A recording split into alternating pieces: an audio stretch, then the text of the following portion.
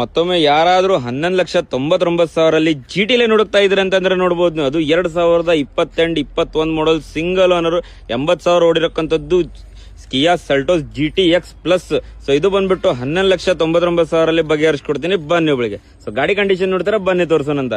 So ನೋಡಬಹುದು ನೀವು ಗಾಡಿ ಕಂಡೀಷನ್ ಕೂಡ, ಹೆಡ್ಲೈಟ್ ಕಂಡೀಷನ್ ಕೂಡ ನೋಡಬಹುದು, ಪೋಕ್ಲೈಮ್ ಕಂಡೀಷನ್ ಕೂಡ ನೋಡಬಹುದು ನೀವು ಎಷ್ಟು ಚೆನ್ನಾಗಿದೆ ಎಷ್ಟು ನೀಟ್ ಆಗಿದೆ ಅಂತ ಹೇಳಿ. ಸೊ ಅದರಲ್ಲಿ ಗ್ರಿಲ್ ಕೂಡ ನೋಡಬಹುದು, 360 ಡಿಗ್ರಿ ಕ್ಯಾಮೆರಾ ಬರುತ್ತೆ, ಅದರಲ್ಲಿ HSRP ನಂಬರ್ ಪ್ಲೇಟ್ ಸಮೇತ ಇದೆ.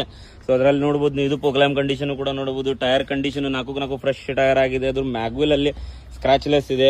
ಸೊ ಅದರಲ್ಲಿ ಒಳಗೆ ಇಂಟೀರಿಯರ್ ಕೂಡ ತೋರಿಸ್ಕೊಡ್ತೇನೆ ನೋಡಿ ನಿಮಗೆ. ಸೊ ನೋಡಬಹುದು ನೀವು ಒಳಗೆ interior. So air bag condition ಕೂಡ ನೋಡಬಹುದು, ಅದರಲ್ಲಿ ಆಟೋಮೆಟಿಕ್ ವೆಹಿಕಲ್ ಬರುತ್ತೆ, ಸೀಟ್ ಅಲ್ಲಿ AC ಕೂಡ ಬರುತ್ತೆ. ಸೊ ನೋಡಬಹುದು ನೀವು ವೆಂಟಿಲೇಟೆಡ್ ಸೀಟ್ ಬರುತ್ತೆ, ಅದರಲ್ಲಿ ಸನ್ ರೂಫ್ ಕೂಡ ನೋಡಬಹುದು ನೀವು. ಸೊ ನೋಡಿ 360 ಡಿಗ್ರಿ ಕ್ಯಾಮೆರಾ ಸಮೇತ ತೋರಿಸ್ಕೊಡ್ತೇನೆ ನಿಮಗೆ.